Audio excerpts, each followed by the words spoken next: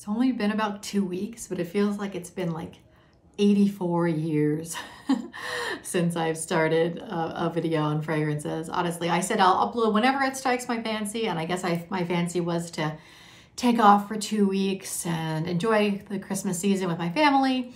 I did get some new perfumes, so you'll be hearing about those, but I've just been enjoying them and I haven't been filming, so I feel a little rusty if I sound out of practice or confused or whatnot. You know, I got to ease my way back into it. And hopefully I'm not alone in that boat. And if you did celebrate any sort of winter holiday over the last couple weeks, I hope you had a wonderful one and got to enjoy it with the ones you love. Let's talk about a brand I am obsessed with. I really wanted to have a party hat and make this like a full-blown streamers, noisemakers party over here to celebrate my excitement, but I thought I had one in the basement, dug through, couldn't find one. Anyway, you don't care. Let's get to the perfumes. Let's talk about Kerosene. I want this brand to really be huge, and I'm not saying I have the power to do that, but I'm going to do my part and talk about why I feel so strongly about this brand in this house. And I have started to, you know, first of all, I have been simping for them nonstop on Instagram. Anything they post, I'll be there hearting it, commenting, loving it. I am really excited about everything I've tried from them. I first tried Kerosene back in October or so. You can see it in my shop local Pickwick's Mercantile 300 niche perfumes video. That was the first time I was exposed to Kerosene. The very knowledgeable staff at Pickwick's gave that brand to me to try, and I tried about 4 of them, I think, that day, and I came away with one, which was Follow. And since then, I have been, they stick in your head. You know, they've just been sticking in my head, the ones that I tried. So I went back to Pickwick's a couple of weeks ago, and I picked up a second one, Unknown Pleasures. And I want more. I want more. All right, so let's just back up a little bit. So like, who is Kerosene? So Kerosene is out of Detroit, Michigan, which if you're not familiar with the US, Detroit and Michigan, it's a very blue collar kind of area. It's also was very big in the auto industry. It's a cold climate. It's definitely up there in the north.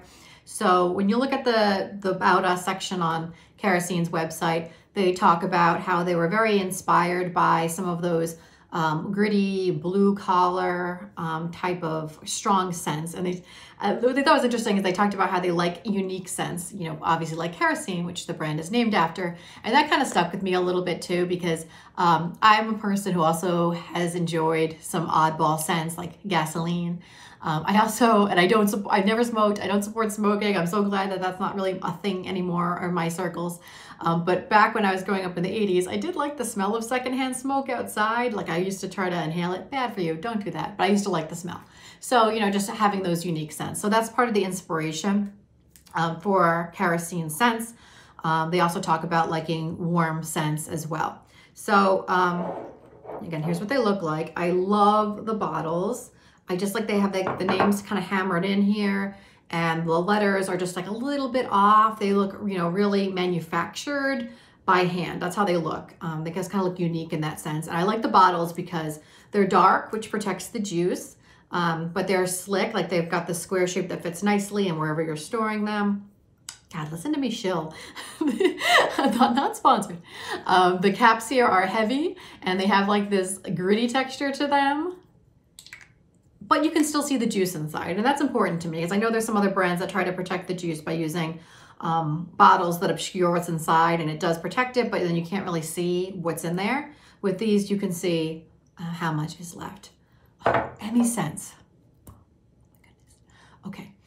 So I have 2, and I mentioned I want more. Honestly, this is the first house where I would really love to have like all of them. I'm sure there's some that I haven't tried yet, especially they've got some limited edition batches that I definitely haven't tried. But I just feel like what I know about the brand and how they combine scents and what they're going for, I feel like I would probably like all or most of the house. And I'll talk about the ones I have and then the ones that I am eyeing as kind of my next round. So Let's talk about Follow, because that's the first one that I purchased. This one is a coffee scent, and it's wonderful. It has, you know, it really smells like you're in a coffee shop, like you've been working your whole day as a barista and you come home smelling like all those spicy scents in addition to the coffee. It's extremely bold, but not in an off-putting way. It's a very strong gourmand, and it's really addictive. And that's what I found about really all of the ones that I've sampled so far, is just that once you smell it once, you just sort of want to keep smelling it. And the longevity on them is fabulous. You know, you can get smelling it out of the bottle. If you just wanted to pick it up on your stand and smell it, you can enjoy it that way. But if you put it on, you're going to be wearing this for hours, and it's lovely. So this was the first one that caught my heart. I didn't have any coffee in my collection, so when I smelled this one, I said, yes, that's the one. That's the coffee. And then the one that I went back for is Unknown Pleasures. So the interesting thing about Unknown Pleasures, I'm not sure that I tried this one when I went to Pickwick's initially.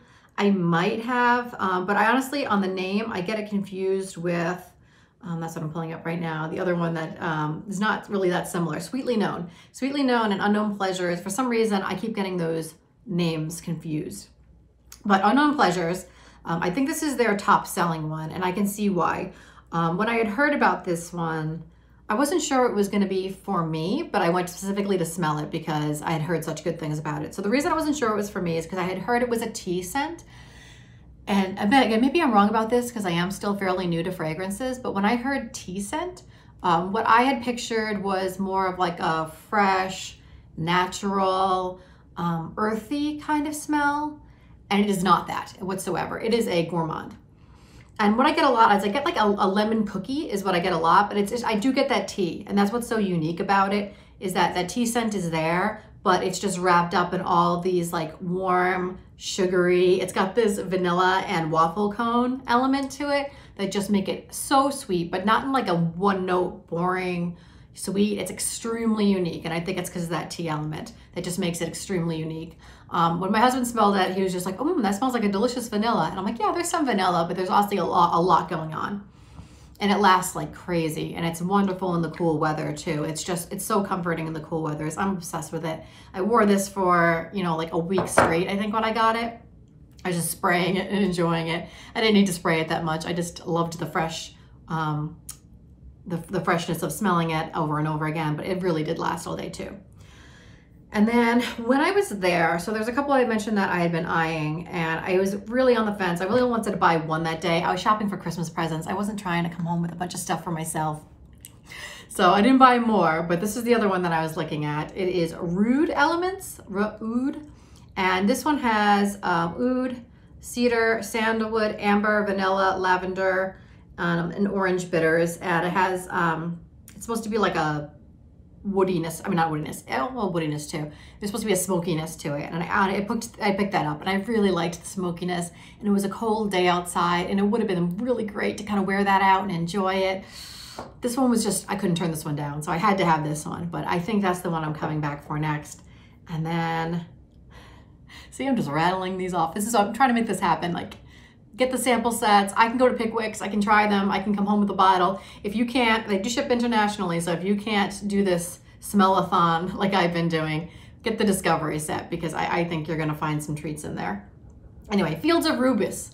This one I read the intense, the intense description on their Instagram page first, and then I was really looking seriously at getting it. As I said, these are the two I got to start, but this is next-ish.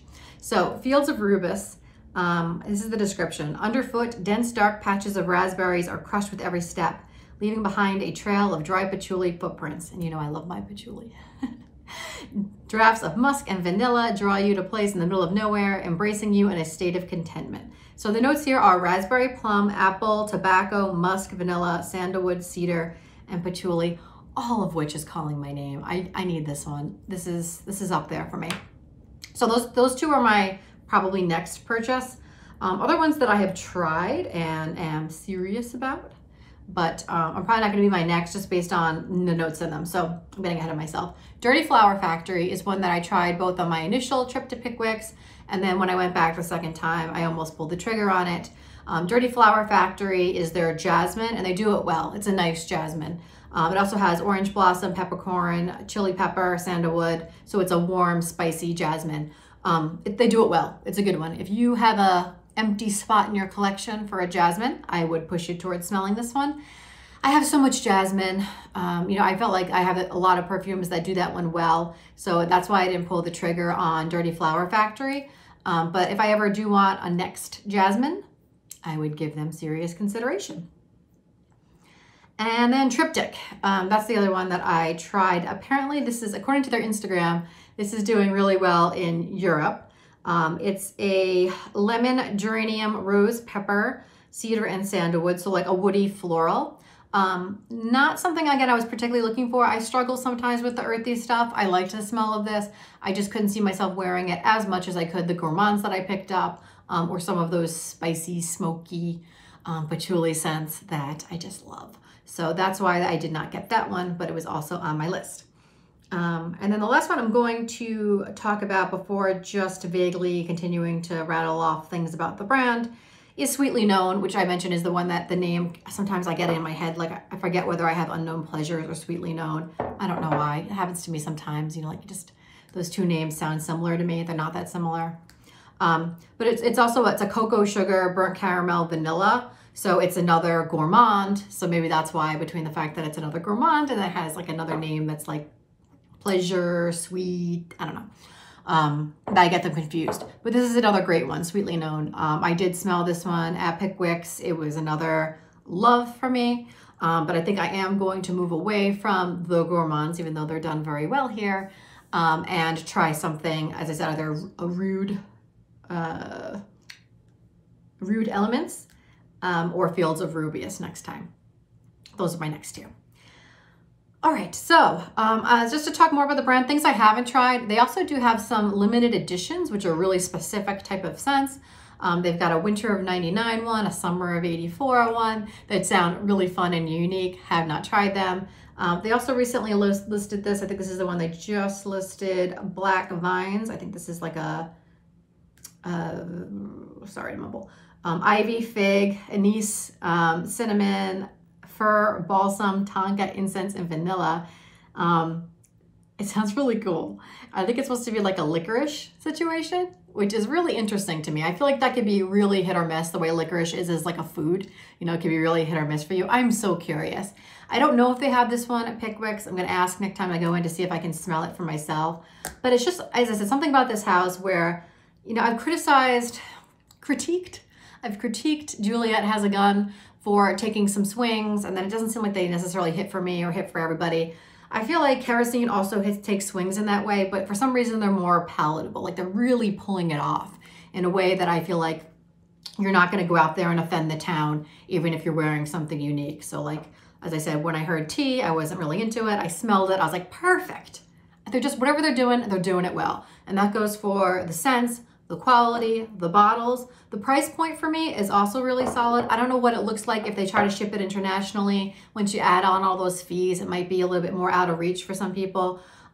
For me to purchase it, it's $140 if I go directly through Kerosene. It's a little bit more if I buy it in store at Pickwicks, but I like to support my small businesses, which is really, I said, for the amount you get, the quality you get, I find that to be really well priced.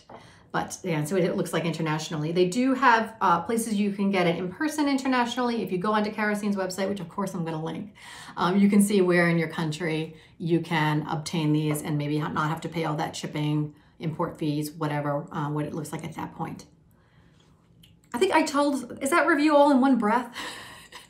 It's been a while to get me back doing a review, but I hope you can sense at least that I'm still really enthusiastic about perfumes and about Kerosene in general. So just picture my party hat that I didn't get to wear and my streamers and my party stuff here. Maybe I'll put them in the thumbnail and pretend I was wearing them the whole time. I don't know. But this is what I came back to talk about. Kerosene, if you can try them, I recommend. Wonderful brand. And I will probably, next time I'm talking about Kerosene, I'll have two more to talk to you about. That is all for this one. If you have something to say about Kerosene, please leave it in the comments. If you like this video, please like it. If you enjoy fragrance content, blind buys, hauls, reviews, Please subscribe to Second is the Best. I upload whenever it strikes my fancy. That is all for this one. I will see you in the next one.